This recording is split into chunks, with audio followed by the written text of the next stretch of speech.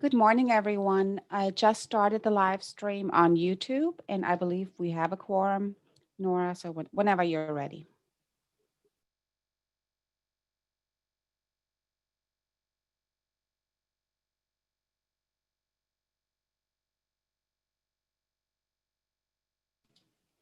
Nora, you're muted.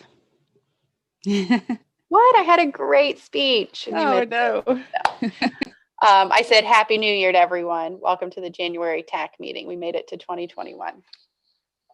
So the first item on our agenda is the statement regarding virtual meetings.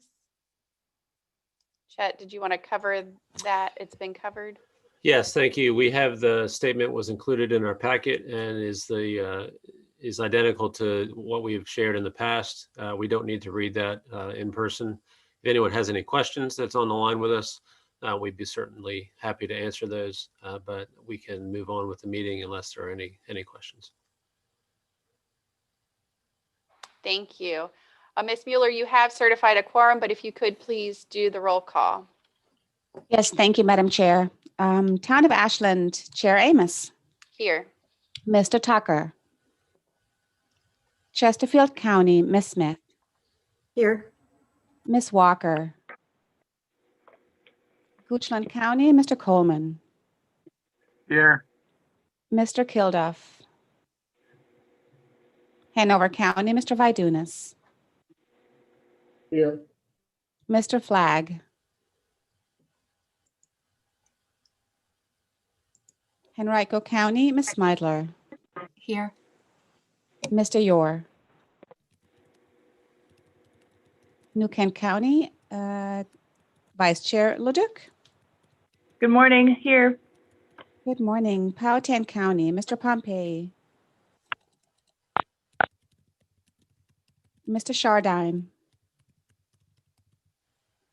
City of Richmond, Ms. Clark. Here. Mr. Bridewell. Here. Capital Region Airport Commission, Mr. Rutledge. DRPT, Ms. Dubinsky. Here. Mr. Sparks. GRTC Transit System, Ms. Torres. Here. Ms. Del Ross. Here. Plan RVA, Mr. Parsons. Here. Mr. Ario. Present. Ride Finders, Ms. Tisdale. Mr. O'Keefe. Here. Richmond Metropolitan Transportation Authority, Ms. Simmons. VDOT, Ms. McAdory. Morning. Here. And Mr. Herman. Here. And I'm going to circle back to Chesterfield County. I see Ms. Walker has joined us. Good morning, Ms. Walker. Good morning.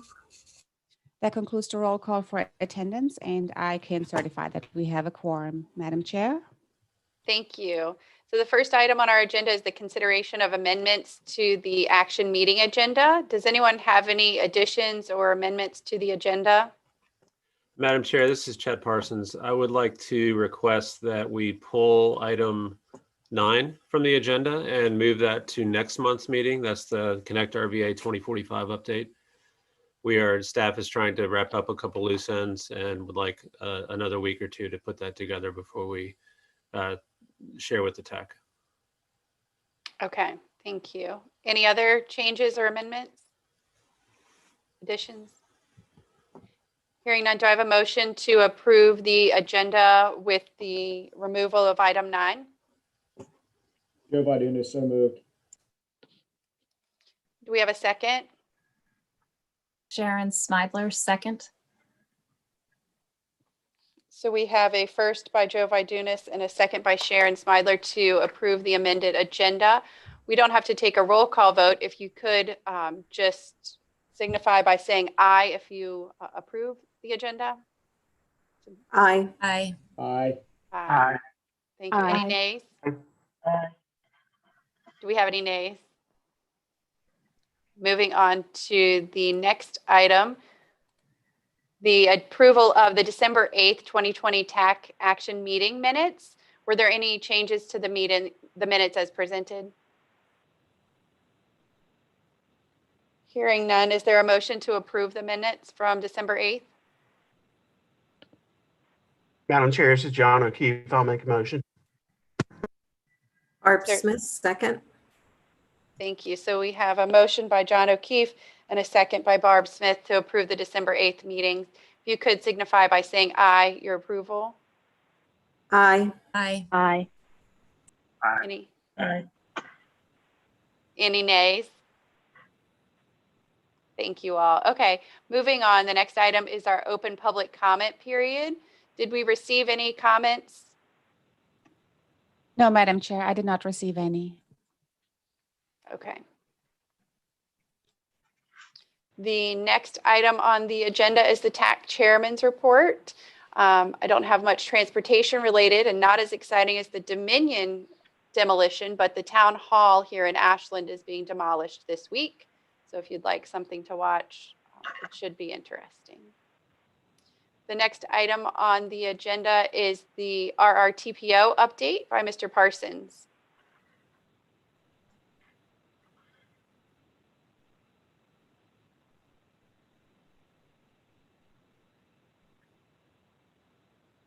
Sorry, I was muted. The on your screen, you can follow along. The current work efforts update was included in your agenda packet. As I said, we are finalizing a couple components for the long-range plan, including the vision, goals, and objectives for the plan based on public surveys and feedback from the LRTP Advisory Committee. We did get great participation from the Advisory Committee as well as other stakeholders and have received very detailed and comprehensive comments that we are trying to incorporate into the draft vision, goals, and objectives for the long-range plan. So we are working on that as well as trying to finalize the universe of projects. We expect to have those ready for review and participation with this committee next month in February. Scrolling on, we are continuing work on the regional bicycle pedestrian plan update, and Barbara Jaycox and Phil Riggin are leading that effort, along with most of everyone on the call as part of our active transportation work group, as well as our other bicycle and pedestrian and non-motorized participatory methods through the TPO. Scrolling on, Nicole, we have our Vision Zero work group is meeting later this week, I believe on Thursday. We're working with VDOT and their consultant to start work on a regional action plan. This is a great next step, and we're happy to have VDOT offer up this service for the TPO. It's kind of a good assessment tool so that each of our localities can gauge interest and readiness for looking at crash safety and other methods of assessing roadway as well as other modes of safety around the region. So this regional action plan is a good next step, and as I said, that process will begin with a workshop on Thursday afternoon. The next item you can see on your screen is it's that time of year when we look at the remaining meetings for 2021 for the policy board and committees. So that's the policy board, the executive committee, the community transportation advisory committee, and the technical advisory committee. These dates, the cycle has not changed. So this is just a continuation of the bi-monthly meetings for CTAC, the regular monthly meetings for TAC, et cetera. If anyone has any questions, please let Nicole know, but otherwise this is just for your reference as well as the policy board and the CTAC.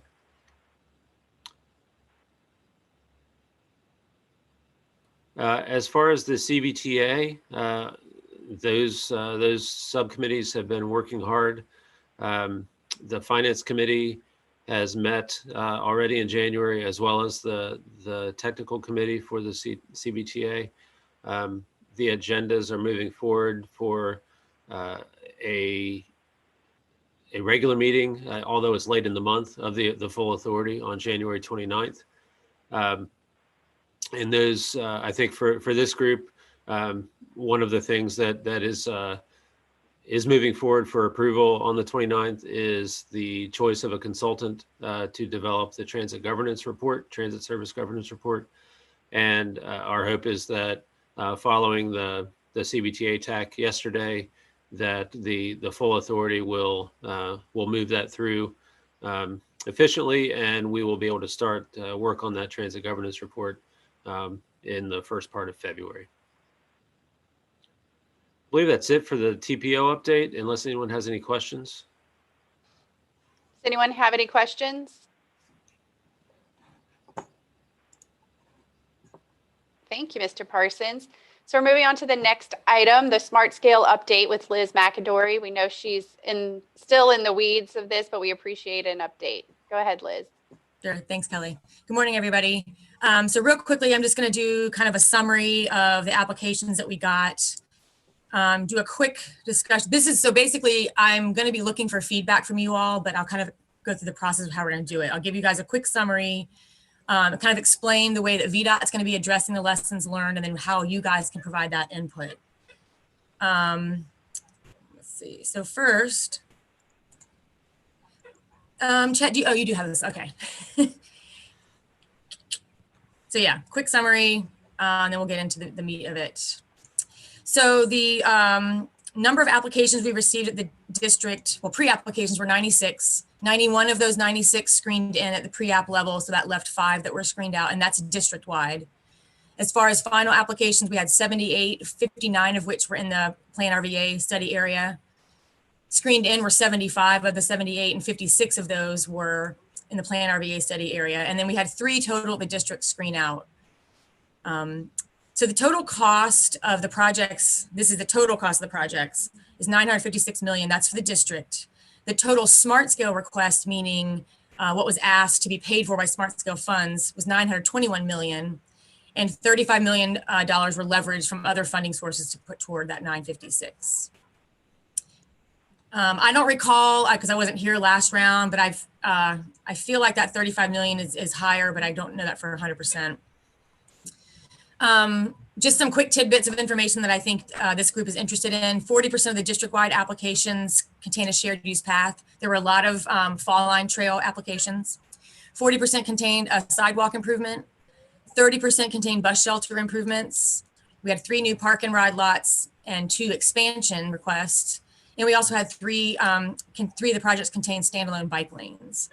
So I thought that was interesting for you all. Now to the meat of it. I know there are always, after Smart Scale, lots of questions, lots of concerns, lots of suggestions of how to move forward, both internally and with you all. I'm sure that you guys have ideas. So internally, OIP is planning on a Smart Scale lessons learned, we think early February.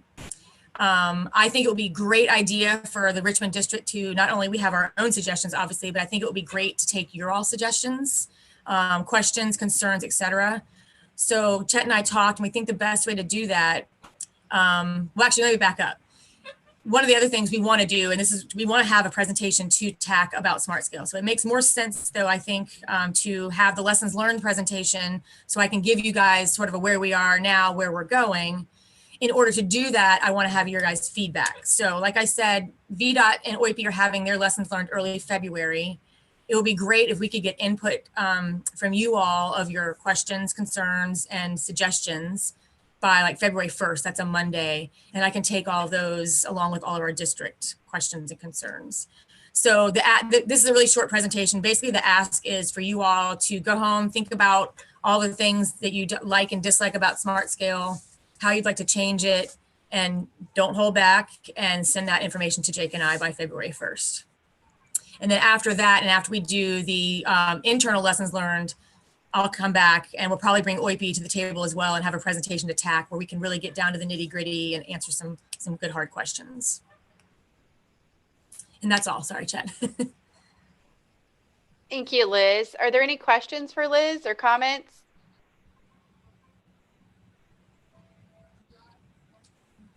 Is that approach amenable to you guys? Are you guys willing or want to email us stuff? Should we be looking for it? Did you want to set a date, Chet, for those comments? Is it I all- would let Liz set the date. Right, and it's in the presentation, if at all possible by February 1st. Okay. We don't have the date for the internal meeting yet. I don't think it's going to be in January. They said late January, early February. I'm thinking it's going to be early February. And Liz, this is Sharon Smidler with Henrico. That sounds good. We'd be happy to provide some input by February 1st. Great. And I really do want you guys to, this isn't just a check the box thing. Like I really do want to know you guys' feedback, and I really do, Jake and I both really want to understand y'all's perspective better so we can make the whole process better. So I appreciate that, Sharon. All right. Well, thank you, Liz, and thank you to you and Jake and the rest of the staff for your work on these applications. The next item on our agenda is the federal performance measures. We have Andrew Pike and Greta Ryan. Good morning. I'm going to share my screen and pull up the presentation.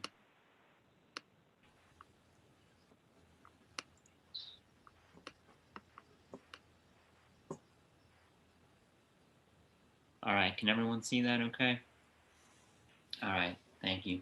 Well, good morning. My name is Andrew Pike. I'm a program analyst at the Office of Intermodal Planning and Investment, here to talk a little bit about performance-based planning and programming and the federal transportation performance management process. My presentation will be a little bit of an introduction, and then Greta Ryan will get into the details of current performance in the Richmond region.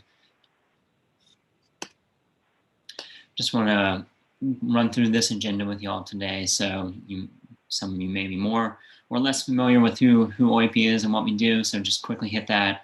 A little overview of performance-based planning and programming, and then get into some of the details of this federal transportation performance management process. So OIP is Virginia's Office of Intermodal Planning and Investment. We've been around now for almost 20 years. Recently staffed up in 2018. Now have a staff of 12 with primary responsibility for 3 main areas. The first of which is VTrans, Commonwealth's Long Range Transportation Plan. Second is the state's project prioritization process, Smart Scale. And the third area is performance management. To do this work, we work with great planning partners like MPOs and PDCs across the Commonwealth, and work with state agencies in the Transportation Secretariat, and then also federal partners like FHWA. Our role in performance management specifically focused on these priorities: implementing the federal framework for transportation performance management. That's what we'll talk about today. We're also, working with MPOs, working with subject matter experts at VDOT and DRPT, working with our VTrans colleagues to look at new performance measures and data-driven methodologies, building on that federal framework. And then we're using performance trends and data to inform investment and policy decisions. And a longer-term effort underway is to build a data sharing platform with reporting and analytical tools so that we can better share performance data with our planning partners. So it's more accessible, more readily available to be used for the purposes that others would like. So those are our priorities at this time. Shifting into performance-based planning and programming, just kind of an all-encompassing definition that FHWA developed for this topic. It's really about performance-based planning and programming is really about using a data-driven approach to decision-making. We want that data-driven approach to enable efficient allocation of resources, maximizing the return on investment, and then achieving desired performance goals. And that data-driven process should really also increase accountability and transparency into the decision-making that goes into making investments and determining how to improve performance. Some of the benefits, they're really embedded in that FHWA definition, but just to hit the benefits of this concept some more, really improving investment decision-making, ideally improving system performance over the long term, and really trying to better link between investments and performance. How do both individual projects and programs of projects influence performance of the transportation network? And then lastly, there's that accountability and transparency piece that's important. Just a little bit of context, bringing this into the real world. We're really focused on the best utilization of limited resources. We have so much more data now at our fingertips that we can then use to better understand the identification and prioritization of transportation needs, and then determining how to meet those needs, and then determine how those needs are met and whether we're improving performance. As we have this increase in data availability, we also have an increase in demand to understand the return on investment of projects and programs. So implementing performance-based planning and programming really gets at that in the long term, getting you to that point where you can start to understand the return on investment. And then thinking about performance-based planning and programming in the Virginia context, specifically at the Office of Intermodal Planning and Investment. We're obviously planning for short, midterm, and long-term transportation needs. That's established through VTrans. And then we're investing to meet those needs using data-driven processes through a variety of funding programs. And then we're taking a step back to evaluate and monitor performance. And hopefully we, from that, learn some things, understand what programs and projects influence performance, how they influence performance, feed that back in to planning efforts, feed that into future investment efforts, so that we have this virtuous cycle of improvement. And then flowing out of the performance-based planning and programming kind of concept, we have federal transportation performance management. So this is really what Greta will talk to in the Richmond context, and just wanted to give a little background and history as to where this comes from and what it means. So all of this flows out of federal legislation, MAP 21, and the FAST Act that Congress passed. And the performance piece is really designed to give Congress better insight into how federal dollars are being used to improve transportation, and to hold states a little more accountable to targets, and to then enable comparisons of performance across the nation on a standardized set of measures. So states and MPOs have established targets and performance for these measures that I'll detail in a couple slides. States and MPOs are required to incorporate these targets and the results into long-range planning and into transportation improvement programs, the TIPs. And then this all sets the framework for utilizing performance data to inform planning and investment. That's that performance-based planning and programming process. So these federal pieces really set the foundation for utilizing data-driven approaches, but states and MPOs are not required to use federal performance measures to prioritize investments. In Virginia in particular, since the federal measures are really limited to the national highway system, that national highway system only covers about 15% of the network that MDOT manages. So it really doesn't make sense to manage the entire system based on 15% of the network. Well, all states and MPOs are required to set targets, monitor performance, report back on this information, and incorporate the measures and targets into planning and programming. There are three categories of performance measures on the highway side of federal transportation performance management. The first of which is highway safety. Greta's going to talk about the highway safety measures and the proposed targets for calendar year 2021 for the Richmond region. The highway safety measures focus on fatalities and fatality rate, serious injuries and serious injury rate, and then non-motorized fatalities and serious injuries. These, unlike the asset condition and system performance measures, which I'll talk about in the next two slides, are required to be set annually. So this is a recurring process These measures are also the most comprehensive in that they reflect fatalities and serious injuries across all public roads in the Commonwealth. The second category are asset condition performance measures. So this is really focused on pavement and bridge condition.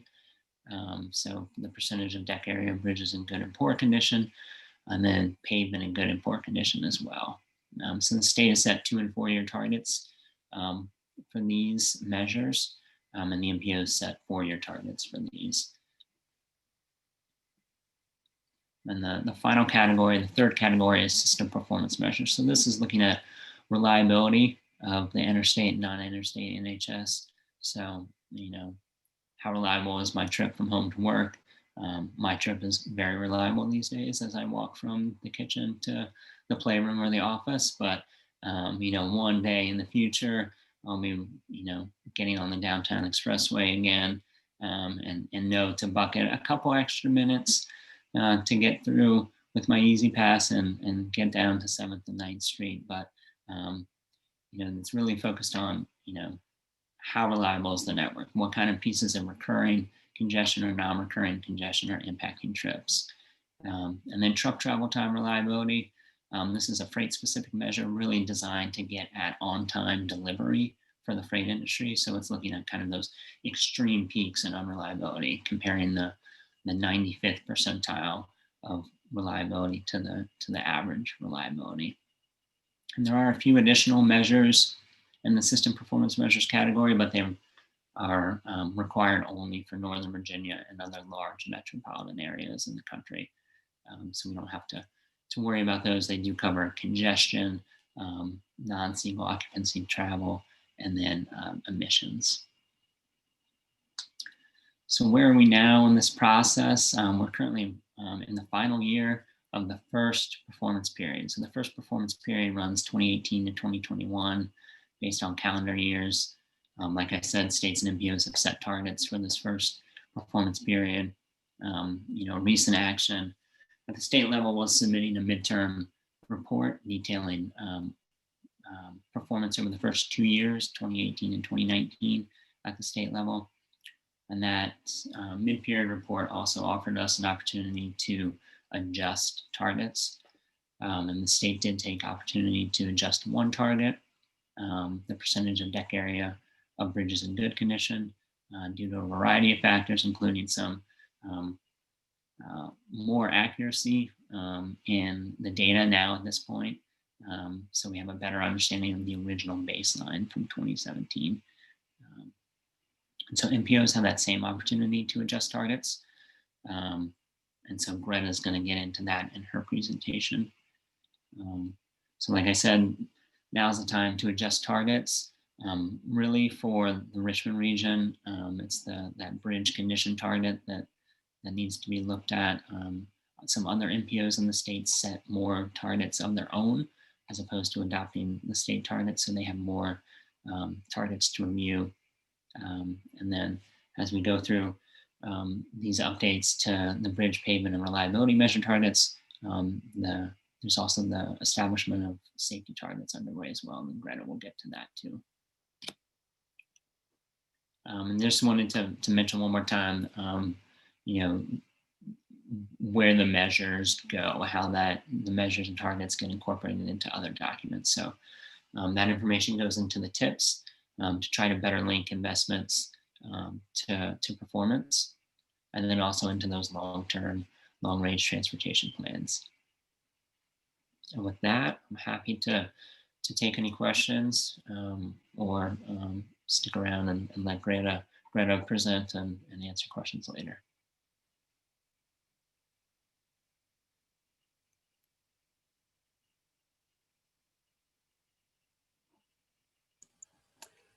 Madam Chair, you're muted. Sorry, you'd think I hadn't done one of these before. Does anyone have any questions for Andrew at this point?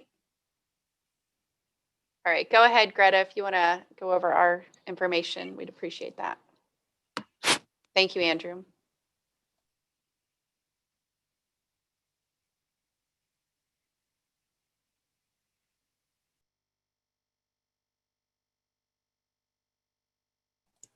Greta, I muted think as you're well. muted now too.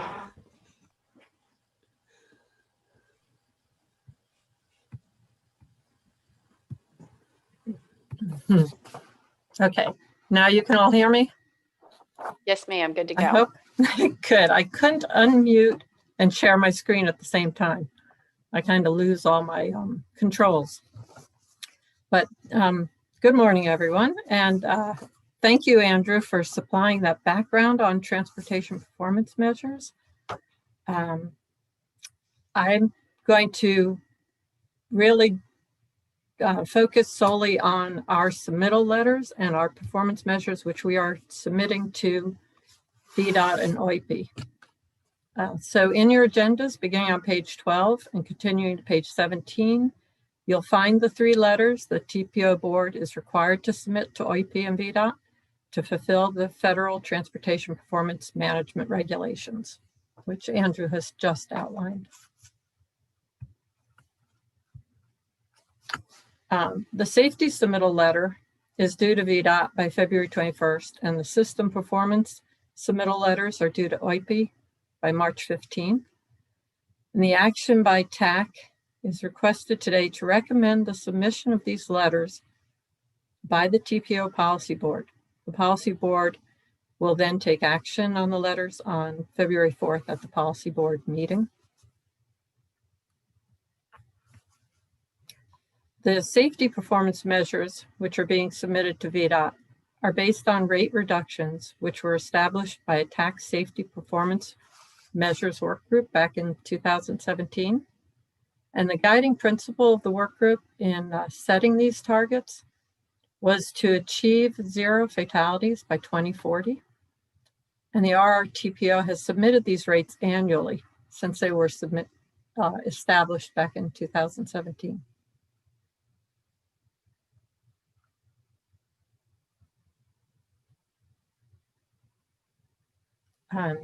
In the submission letter, each MPO is requested to state whether the MPO will adopt the state targets or set their own, and the TPO will continue to set their own goals using the ones that were developed by the safety work group, and that is they expect fatalities, or their goal is for fatalities to decline by 4.5%, serious injuries declining by 8%, non-motorized fatalities and serious injuries by 5%.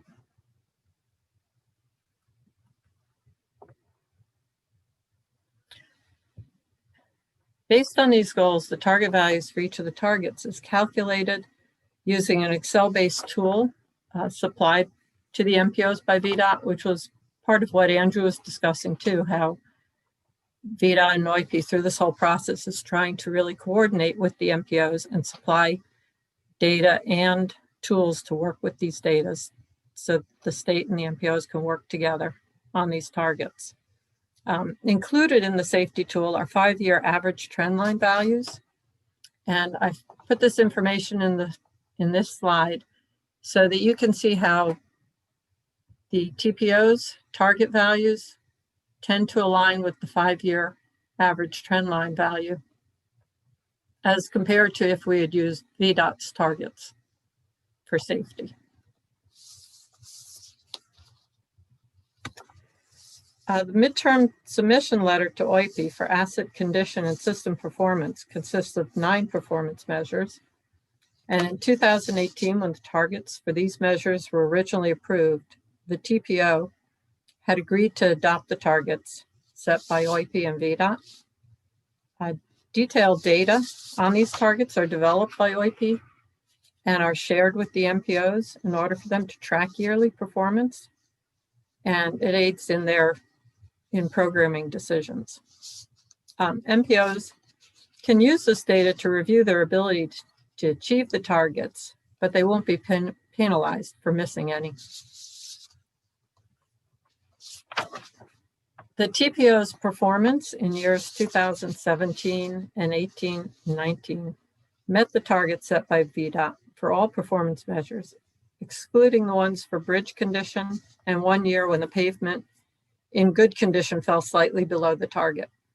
When bridge projects in the current TIP are completed, the TPO should have slightly over 3% of deck area of bridges in poor condition.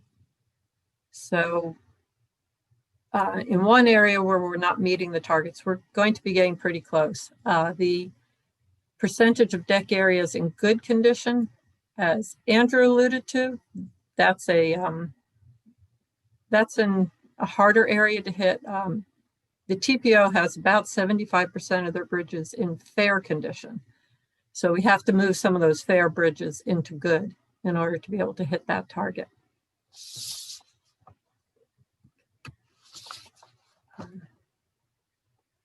Well, OIP and VDOT, let me go back here. OIP and VDOT also took the opportunity at the 2-year midpoint to revise the target for the percentage of decks and bridges in good condition, which Andrew had mentioned. That target was lowered from 33% to 30.5%. And it is staff's recommendation that the TPO should continue to adopt OIP's targets and accept their midterm adjustments. With that, the TAC is requested to review and provide a recommendation to the policy board on the following resolution. Whereas the RRTPO is required under MAP 21 and the FAST Act to submit updated safety performance measures targets annually and asset condition and system performance targets biannually.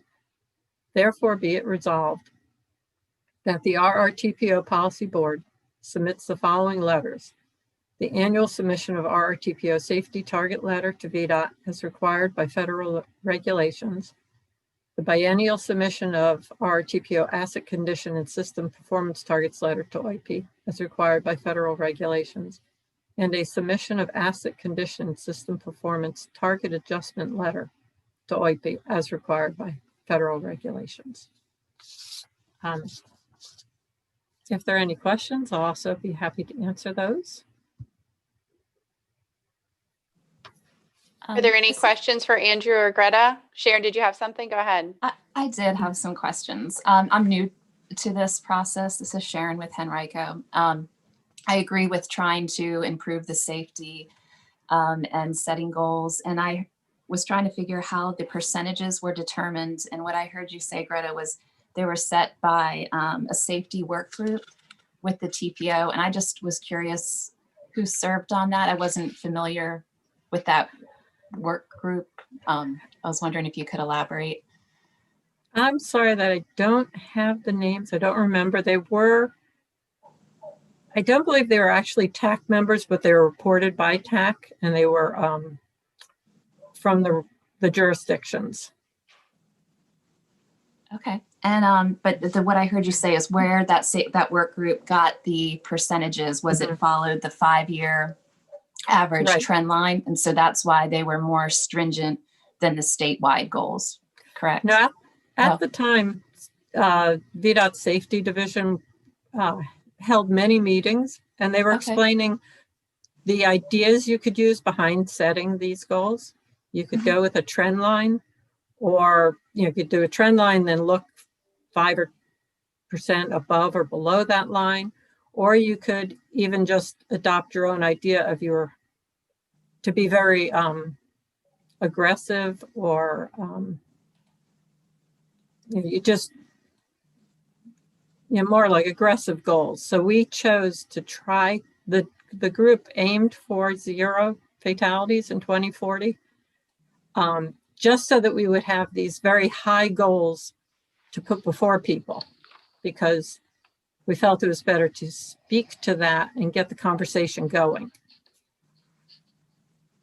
They're not, I don't know if Andrew can elaborate on this about how we are held to these goals.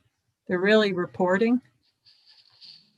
Right, so it's really, for all of these measures, it's really the state that bears the responsibility for meeting the measures and meeting the targets. So any penalties are largely, you have to potentially could have to be forced to program federal funds in a specific way, or simply complete additional reporting. And so that's a process that occurs annually for the highway safety measures, there's a finding of significant progress. We went through that for the first time in 2020, where we didn't make significant progress for a few measures. So that required additional reporting. And then at this time, FHWA is also doing significant progress findings for the asset condition and system performance measure. So we'll be getting results from that hopefully sometime this spring. But Greta's right, there are a number of ways to set targets. FHWA really outlines for the safety measures using the 5-year rolling average. And so that can be, the state has moved away from that, I'll say, because it can be a little misleading. You know, it incorporates, a 5-year rolling average incorporates data from 10 years ago as that first year in the 5-year rolling average. So a lot has changed in that time. You know, we were coming out of, you know, the 2008, 2009 rate recession when fatalities were dropping, serious injuries were dropping as a result of lower driving. And then we've seen a ramp up in recent years. So the state has moved to a really data-driven analytical approach using statistical models to project out fatalities and serious injuries by year.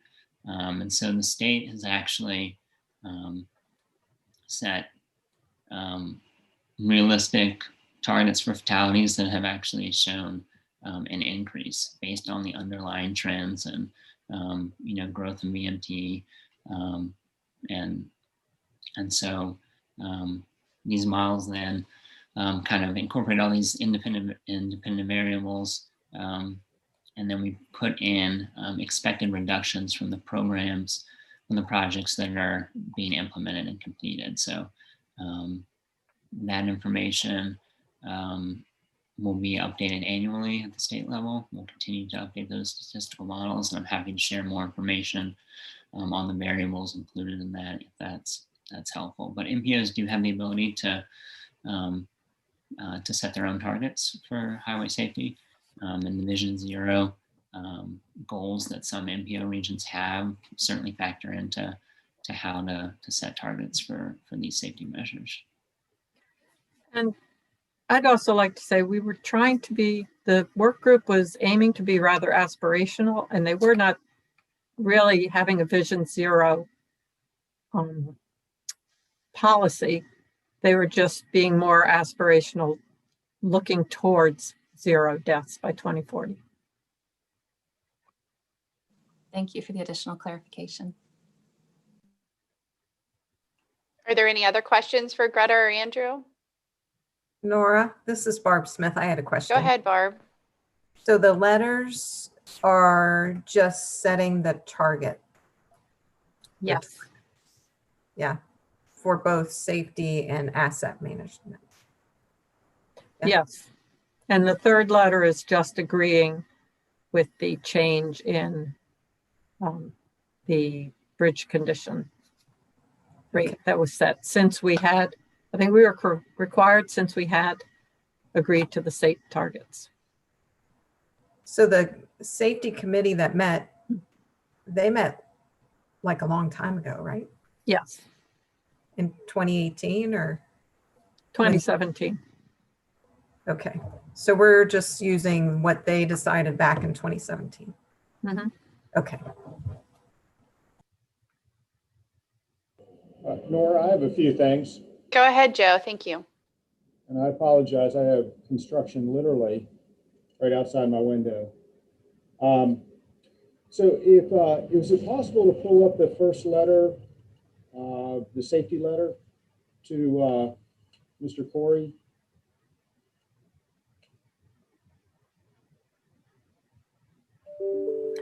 There were, yes, that's it. So go down to the table. Yeah, so I think there's some typos and some clarifications in here that I just want to point out real quickly.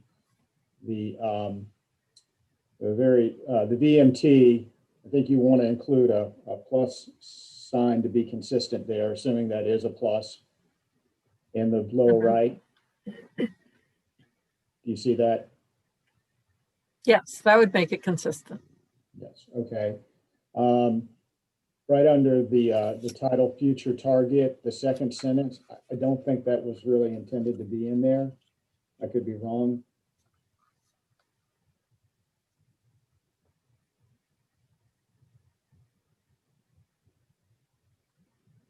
Which sentence was that, Lee? Second sentence that begins indicate the MPO's plan. That I think that it doesn't seem to fit. I think that refers to the column where we have no's. And this is a form letter sent from VDOT for us just to fill in these boxes. Okay, but it's a letter to Mr. Corey, and then the sentence reads, indicate the MPO's plan to adopt. I might reword that, but I'll leave that up to you. I might just say the MPO's plan to adopt the statewide annual is X, whatever it is, or in the following table. Yeah, it plan to adopt the goals that the state set or to establish different methodology. Right. So Right. that's why we say no. I understand. It's more of a form in how Okay. I would recommend wording that, but I'll leave that up to you. I would recommend dropping indicate and just simply the MPO's plan is whatever the MPO's plan is, and leave it at that. I don't think indicate's necessary. I'd also clarify in the first sentence, just before that, the VDOT statewide and MPO annual goal percentages, because you're referring to both in the table.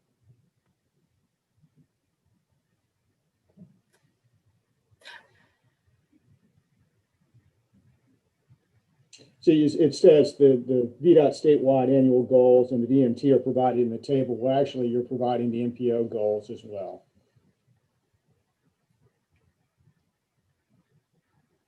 Right. I'm just wondering, since this was a letter provided for us to fill in, if we should bother wordsmithing their letter.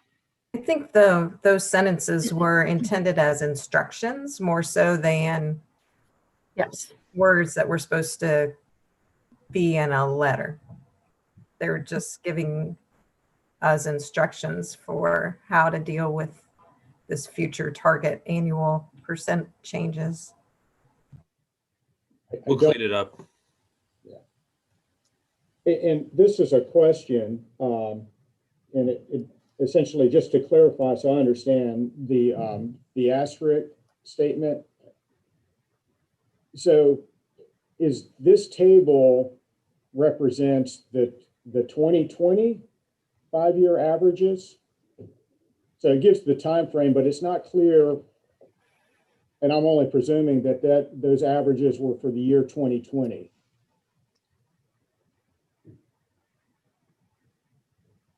Are you asking about the plus 3.2%? I'm asking actually about all of the figures in the table.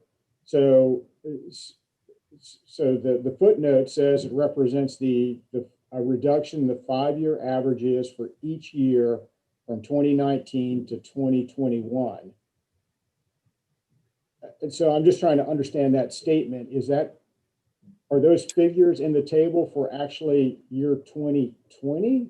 Or is it, we're not in 2021 yet? Well, we are, but I mean, Yeah. help me understand what that statement footnote is actually saying. Sure. Yeah, I can chime in here. So what it's saying is that those percentages, you would apply those percentages and see a change from the 2019. So if we had, I think 2019 was somewhere 820 or so fatalities, that percentage change, whatever 3.2% of 820 is, would be reflected in 2021. So we'd say, 820 in 2019, and then 827 or something in 2021. Does that help? Yes. Okay. Yes. Okay. So I was looking at it entirely wrong. It's a little confusing because it's talking about 5 year and then it's talking about just 2 years. So Yes, I was lost by that.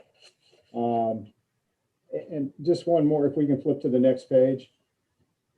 And Greta, I understand. I'm sorry. I didn't mean to nitpick this, but just kind of reading it at face, I would have, in that table, I would have also included the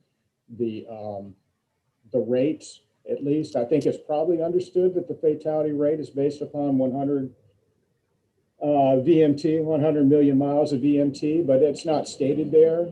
So just for clarity, I would have included that, but I understand you're also pulling a form letter. So last thing, and this is a comment, and I'll be quiet after that. On the next letter with the asset conditions, this is a comment. With respect to pavement condition, the TPO has very limited influence over pavement condition. So I was just curious that the TPO would be evaluated from a performance standpoint on pavement when, again, very little of what the TPO is able to do has any influence over pavements. And that's a comment.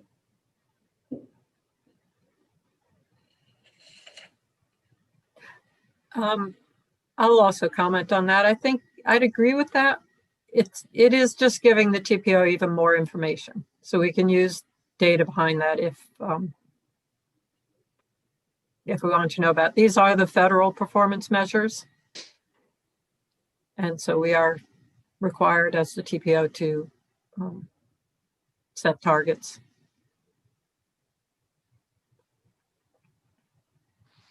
All right. Thank you, Greta. And thank you, Joe. I think those were really valuable comments. Does anyone else have any input?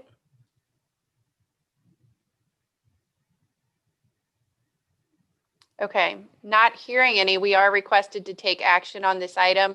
There's a resolution in your packet on page 13 requesting that we recommend the resolution to submit the 3 letters attached in the packet, the annual submission of RRTPO safety target letter to VDOT, the biannual submission of the asset condition and system performance targets to OIP, and a submission of asset condition and system performance targets again to OIP. Do we have a motion to approve this resolution with the amendments to the letters as discussed? I'll move for approval. Was that Joe? Yes. Thank you. Do we have a second? This is Liz with VDOT. I'll second. Thank you. We have a motion to approve the resolution as amended by Joe Vidunas and a second by Liz McAdory. Ms. Mueller, could you take a roll call vote, please? Yes, Madam Chair, thank you. Town of Ashland, Ms. Amos. Aye. Chesterfield County, Ms. Smith. Aye. Goochland County, Mr. Coleman. Aye. Hanover County, Mr. Vidunas. Aye. Henrico County, Ms. Meidler. Aye. New Kent County, Ms. LeDuc. Aye. City of Richmond, Ms. Clark. Aye. DRPT, Ms. Dubinsky. Aye. GRTC, Ms. Torres. Aye. Plan RVA, Mr. Parsons. Aye. Ride Finders, Mr. O'Keefe. Aye. And VDOT, Ms. McAdory. Aye. Thank you. That concludes the roll call for item number 7. Thank you. The next item on our agenda is the RSTP transfer request. I believe Miles Bushing has a presentation for us.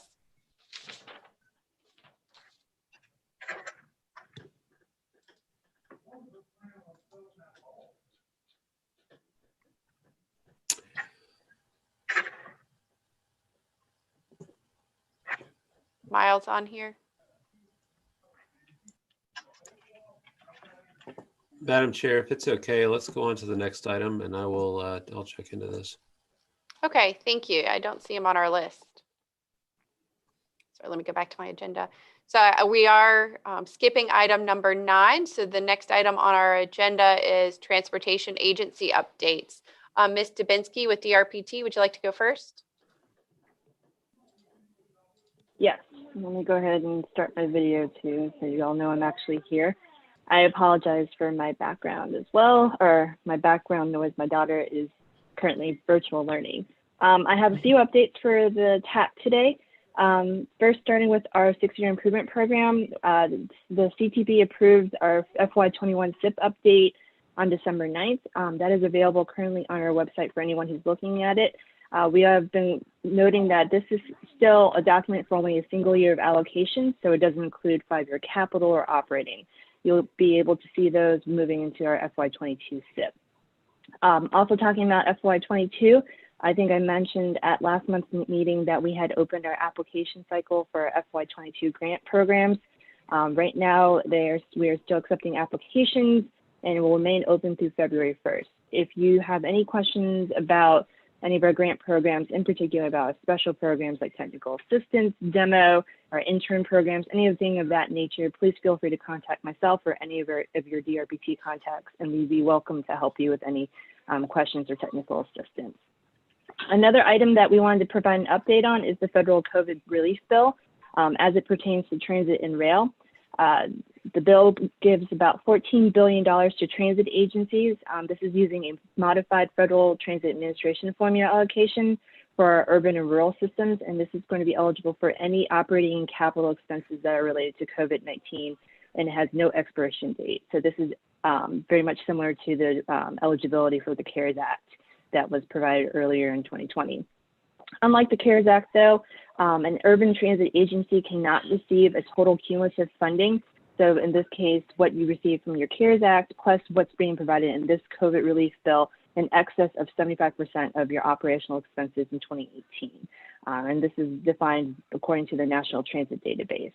I have been telling that any of our urban transit agencies that may have questions about that to feel free to contact your program manager, but most of the urban agencies will be receiving that directly. So if there are any questions about that funding amount, please reach out to the RPT and we'd be glad to help you with that too. FTA has right now 30 days to apportion the funding. So that should be coming through within the next month. The last item here for this is that for Amtrak, they received about $655.4 million for our Northeast Corridor, plus an additional $344.6 million to Amtrak National. And this is to offset any revenue losses and avoid any increased subsidy payments for state-supported routes. I think the last item here is related to the Virginia Passenger Rail Authority. Still operating through. The next meeting is scheduled for January 25th at 10 a.m. Any information about VPRA can be found on our DRPT website at that link there. One other item that I did not include on this agency update, and it's just a reminder for us as MPOs, we do have a deadline set for our Public Transportation Agency Safety Plan performance measures. That is set for February 7th, 2021. I've already talked to TPO staff, so they are currently working through that right now.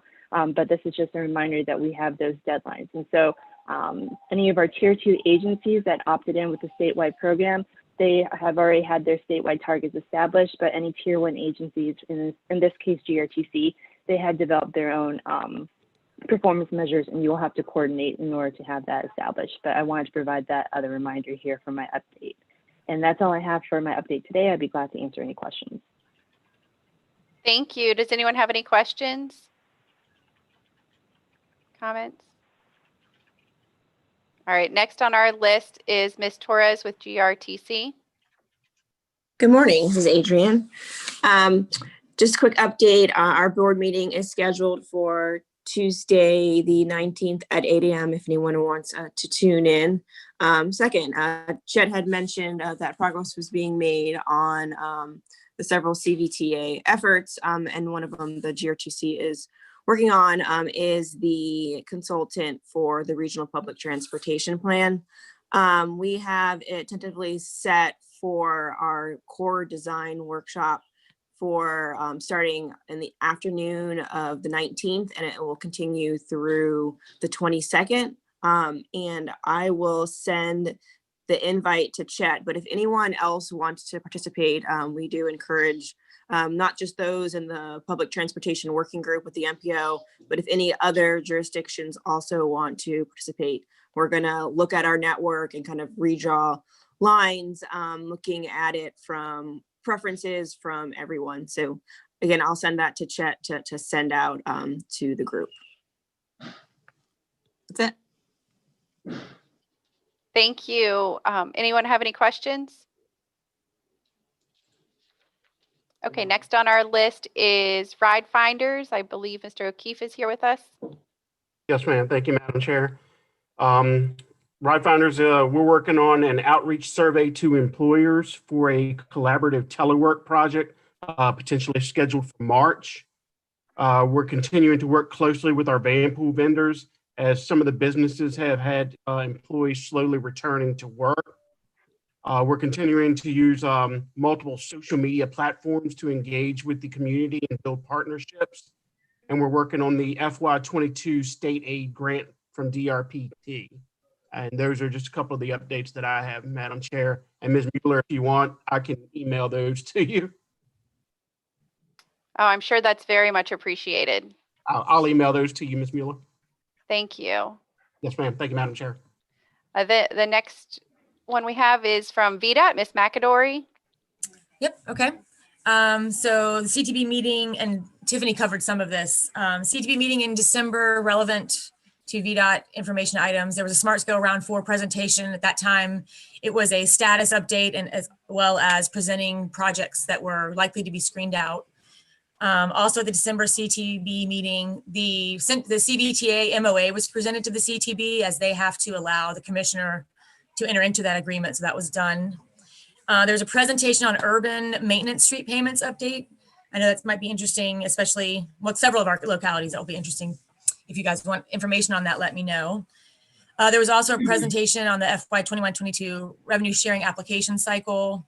That was similar to the presentation that was given the month before. They just took action.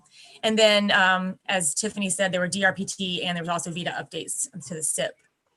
It's not on their website yet, but the next meeting we anticipate to be the workshop on January 19th and the action meeting January 20th, both to be virtual. You guys already know about the smart scale stuff, but majority of validation is complete. We're in scoring, and the scores are to be taken to the CTB in January. I've not heard that's going to change. If for some reason I do hear that it's going to change, I'll let you know. For the SIP development, the official revenue estimate is still under development for VDOT, and we are going to start. I mean, that's supposed to be kicking into the development of the actual SIP. So that'll begin this spring as usual, and we'll be looking for action by June from the MPO or the TPO in this case.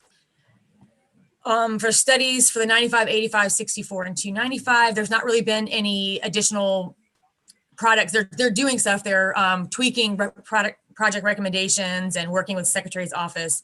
But since the I-64 meeting in November, there's not been any other public meetings. Once we are aware of those, they are supposed to be kicking off this spring. So once we hear about those, I'll let you guys know.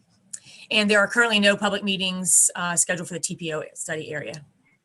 But I mean by that is for project meetings, like willingness to post public hearing or have a public hearing.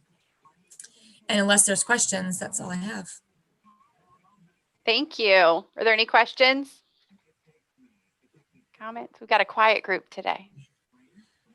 So item number 8 is going to be moved to the February meeting. So it's the RSTP transfer request. Some last minute inquiries came up, so we're going to move that to the February meeting.